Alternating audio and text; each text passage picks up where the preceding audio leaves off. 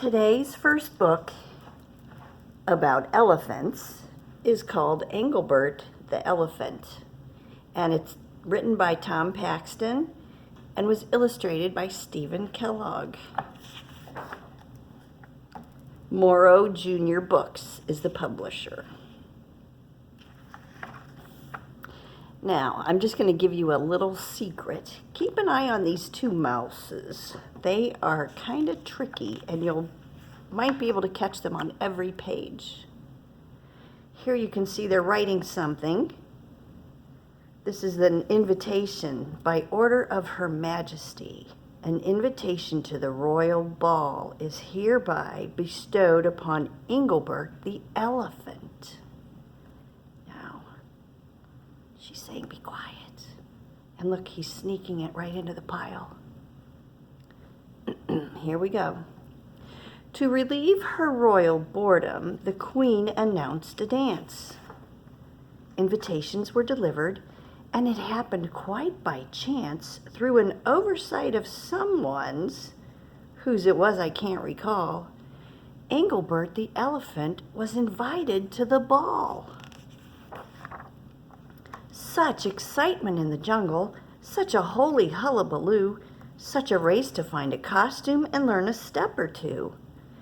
You could feel the jungle shaking, and I'm sure it's shaking yet, when Englebert was learning how to dance the minuet. The village lamps were lighted, the sun was going down, when shrieks of fear and frantic cries were heard across the town. An elephant is coming! Call the army! Rouse the guard! The troops surrounded Englebert outside the palace yard. The officers in chorus cried, "You have to leave this place. There'll be no riffraff at the ball by order of Her Grace." Oh, look, he's so sad. But Englebert astounded them by pulling from his vest the document that proved he was the royal couple's guest.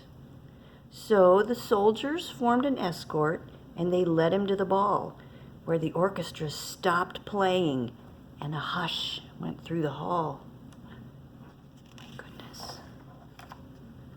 Though the king and queen were speechless, and I'm sure they're speechless now, Englebert the Elephant made a very lovely bow.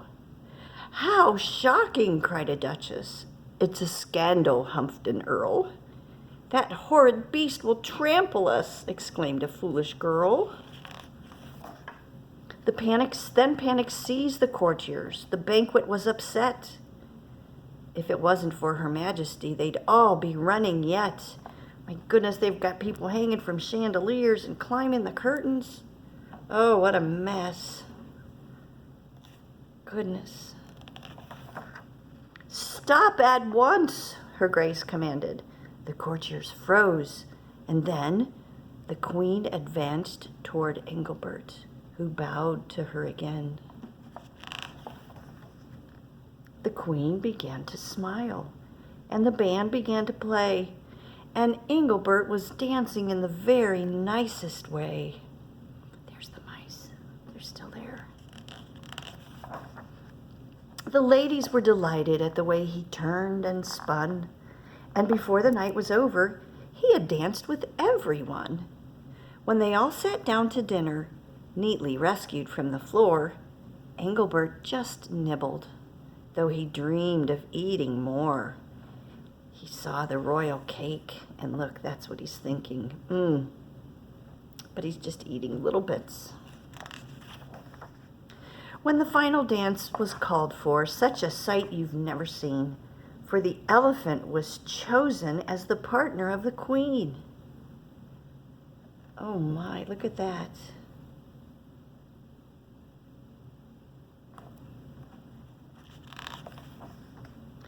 Now, when the ball was over, though the hour was very late, the guests all followed Englebert outside the village gate.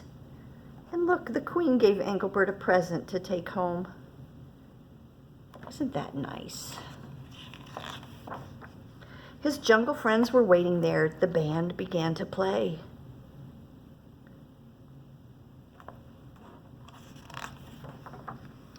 And the frolicking that followed is still talked about today.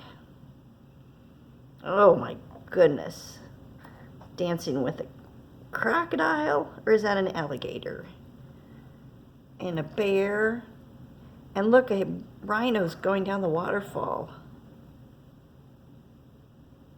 Oh, what fun. Oh, and look what was in the present. To my beloved friend Englebert, from your devoted queen. Oh, the end.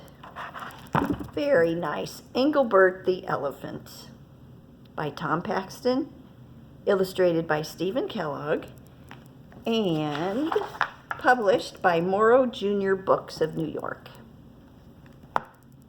So that was our first story. Our second story is also about an elephant. And this elephant's name is Elmer. Elmer by David McKee. Can you see Elmer here?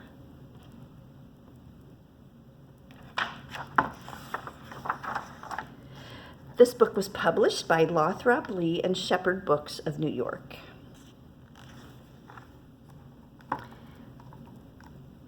There was once a herd of elephants. Elephants young, elephants old, elephants tall and short, fat and thin. All were different, but all were happy, and almost all were the same color. All except Elmer. Elmer was not elephant color. He was patchwork. Elmer was yellow and orange and red and pink and purple and blue and green and black and white. It was Elmer who kept the other elephants happy. Their games and jokes were always his idea. If an elephant was laughing, the cause was usually Elmer. But Elmer himself wasn't happy. Who ever heard of a patchwork elephant, he thought. No wonder they laugh at me. One morning, just as the others were waking up, Elmer slipped away. He ran away.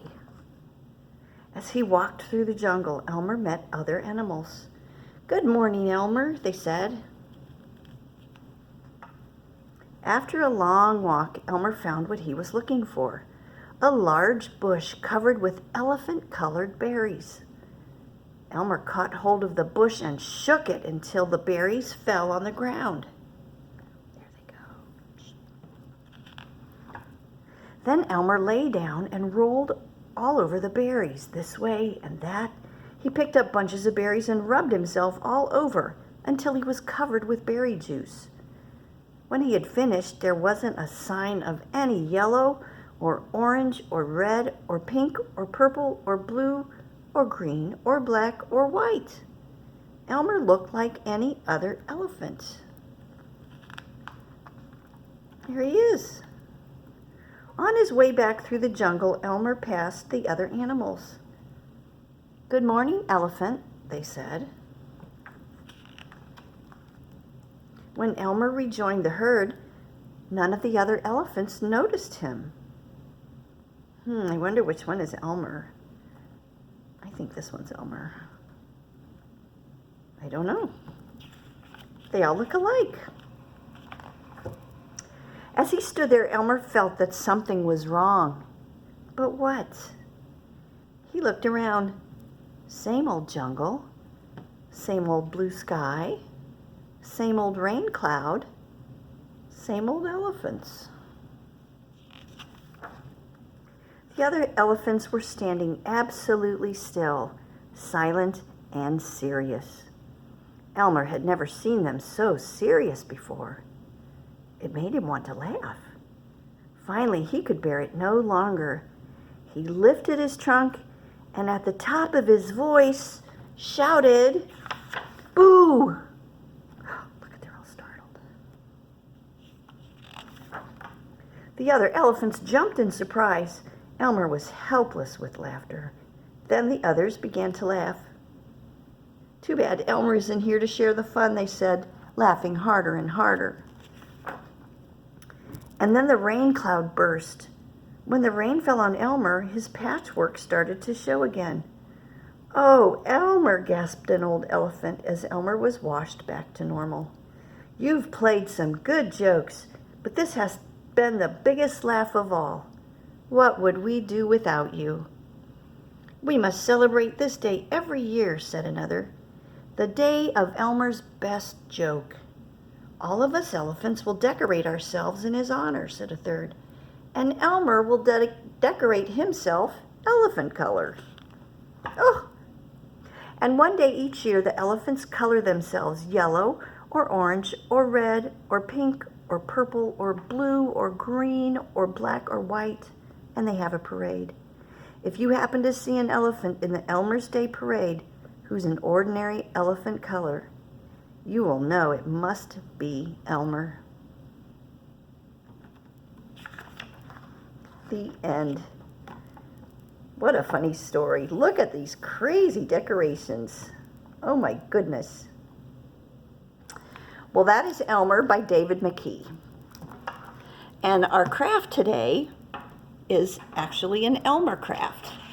So you should have gotten in your packet an Elmer pattern,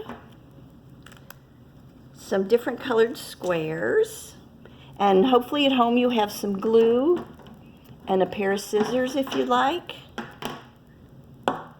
and maybe some crayons. So what we'll do today on our craft is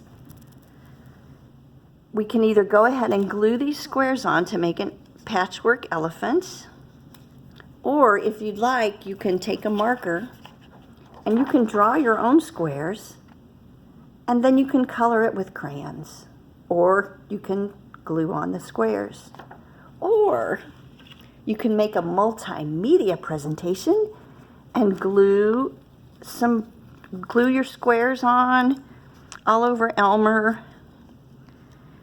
Let's see how I would take glue. I'm just placing them there, but you'll want to glue your squares. There, we'll give him one over here. He needs a purple. I think we need a pink. Here's a pink. And here's a purple. We'll put a purple over here on this side. Anyway, you can go ahead and fill up Elmer with all of your colored squares. And then when you're done, if you'd like to, you can see where there are some spaces where there's not a square that you've glued. So you can take your crayon and fill that in. So that way you have a real patchwork elephant. And that'll be glued. And I think I'll give him a, let's see, I'll give him a purple tail. Boop, boop, boop, boop, boop. So anyway, that should be fun. So go ahead and glue all of your squares on there and color the empty spaces and just have a good time. If you want to, you can also cut your squares to fit little parts like the trunk down here. If you want to cut that.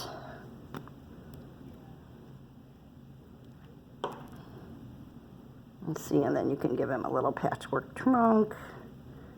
And maybe some, let's see, what other color do we need over here? I think we need some green.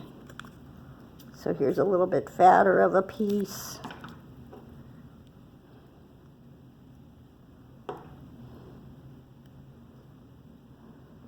Okay, so anyway, have fun with that. And maybe you can send me a picture of your finished craft. So thank you for joining me today again for our elephant craft.